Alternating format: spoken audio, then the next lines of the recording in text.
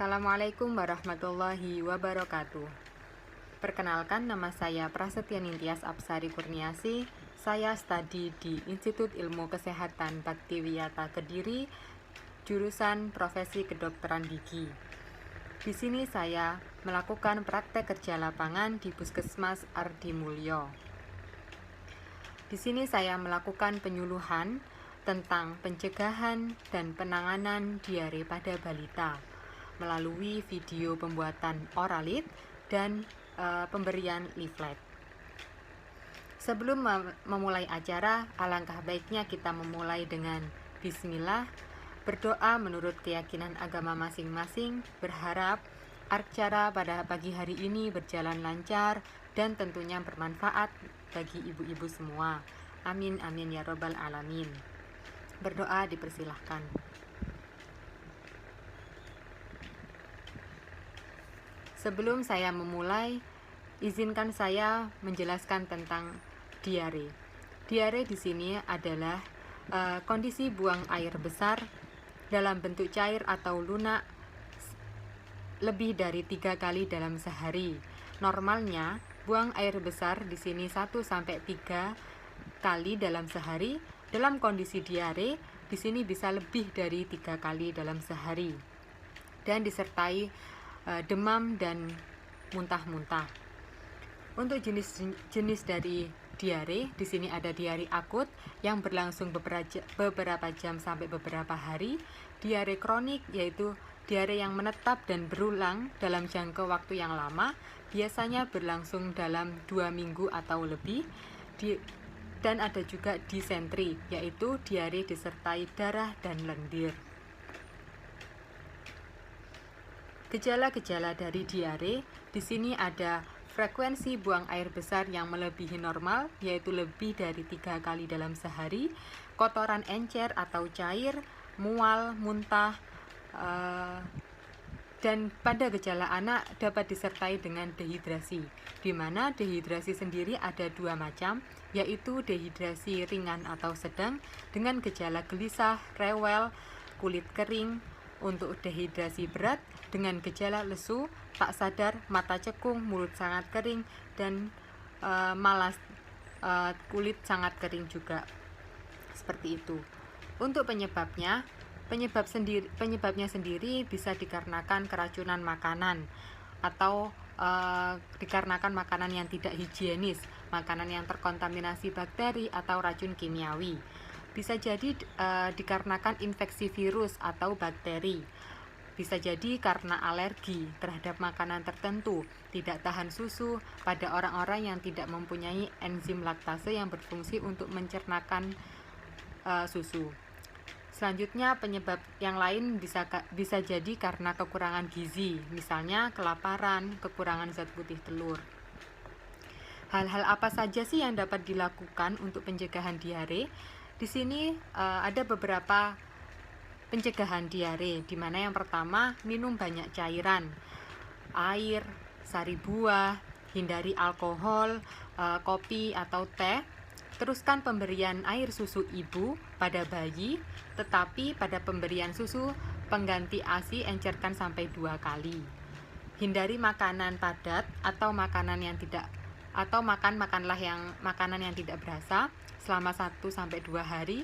Minum cairan dehidrasi oral, rehidrasi oral atau oralit, atau larutan gula garam. Cucilah tangan dengan baik dan tepat, yaitu dengan cara 6 langkah sebelum dan sesudah menyiapkan makanan, di mana diare di sini terjadi karena infeksi virus dan atau bakteri yang bisa menular. Tutuplah makanan dengan tudung saji agar mencegah kontaminasi dari lalat, kecoa, atau tikus. Gunakan air bersih tentunya. Buang air bersih pada jamban. Air minum harus dimasak terlebih dahulu. Bila diare berlanjut lebih dari 2 hari, bila terjadi dehidrasi berat, kotoran berdarah, atau terus-menerus sampai kejang, periksakan ke dokter atau puskesmas. Penanganan dari diare di sini bisa menggunakan oralit, zinc, pemberian oralit, pemberian zinc, pemberian antibiotik, nasihat kepada orang tua balita, dan makan makanan higienis, nutrisi tentunya yang paling penting. Dimana di sini saya akan memperagakan tentang tata cara pembuatan oralit. Sebelumnya saya akan menjelaskan apa sih itu oralit. Oralit di sini merupakan campuran garam dan elektrolit yang bertujuan untuk mengganti cairan yang hilang pada tubuh akibat dehidrasi pada saat diare. Di mana oralit yang dijual di apotik, di sini ada 2 kemasan, yaitu ada kemasan botol siap saji yang siap minum, dan ada juga kemasan sachet. Di sini saya akan menjelaskan tentang bagaimana sih caranya pembuatan oralit dengan kemasan sachet. Yang pertama, kita siapkan air minum yang matang 200 cc atau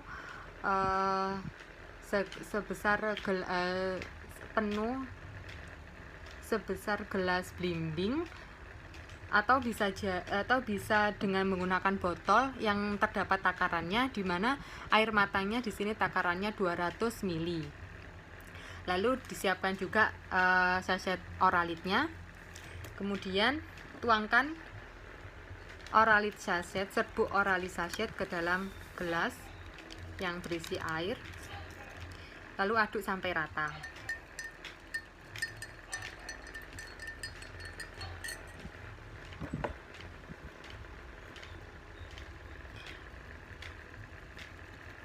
Berikan kepada anak. Jika anak-anak kurang dari 2 tahun, diberikan dengan sendok, sedikit demi sedikit, terus-menerus sampai habis. Bila anak muntah, tunggu sampai 10 menit. Ulangi setetes demi setetes hingga agar anak tidak menolak. Jika tidak tersedia larutan oralit atau tidak tersedia di rumah, atau kita tidak memungkinkan untuk keluar membeli oralit, bisa menggunakan larutan gula garam, di mana larutan gula garam di sini bisa dibuat sendiri di rumah masing-masing. Bahan-bahannya ada gula, ada garam, dan ada air minum 200 ml. Di sini saya akan membuat larutan gula garam, di mana disiapkan air 200 cc atau 200 ml, gula 1 sendok makan,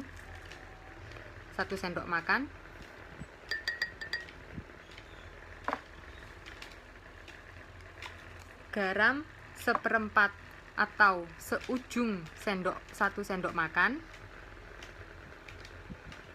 Lalu diaduk sampai rata.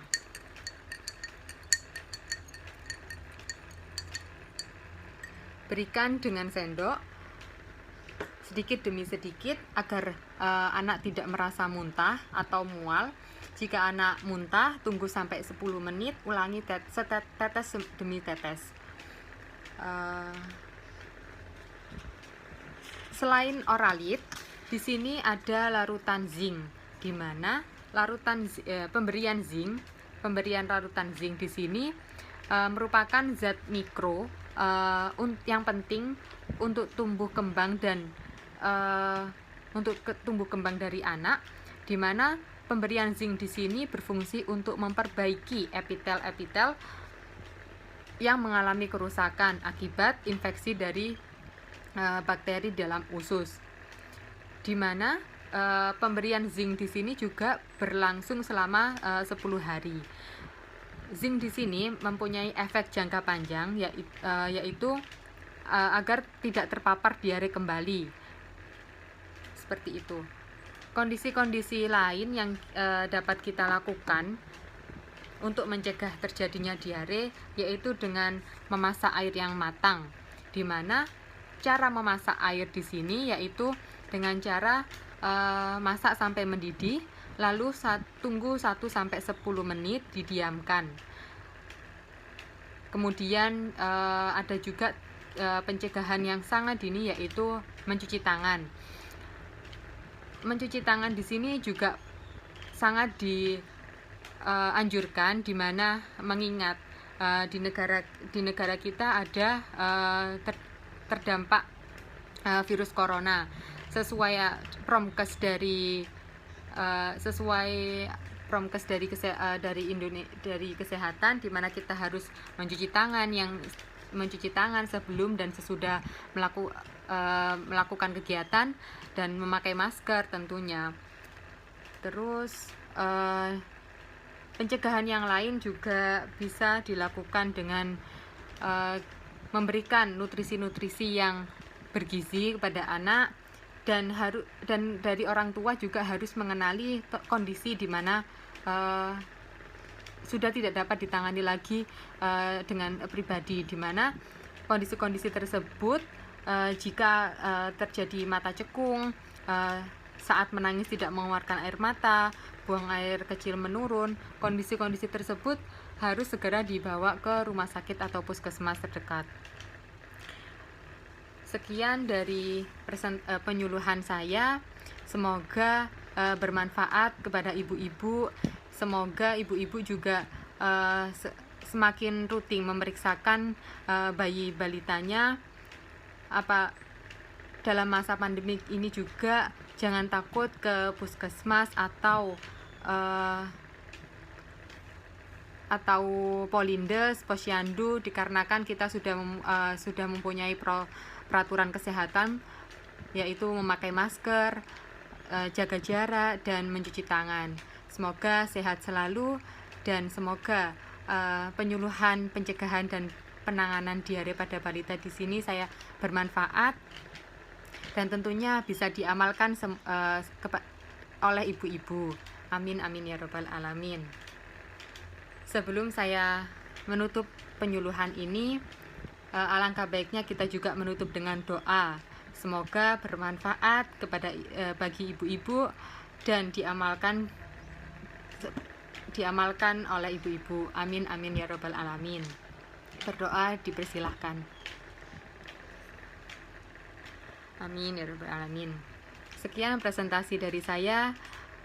Mohon maaf jika ada salah kata. Wabillahi taufiq wal hidayah. Wassalamualaikum warahmatullahi wabarakatuh.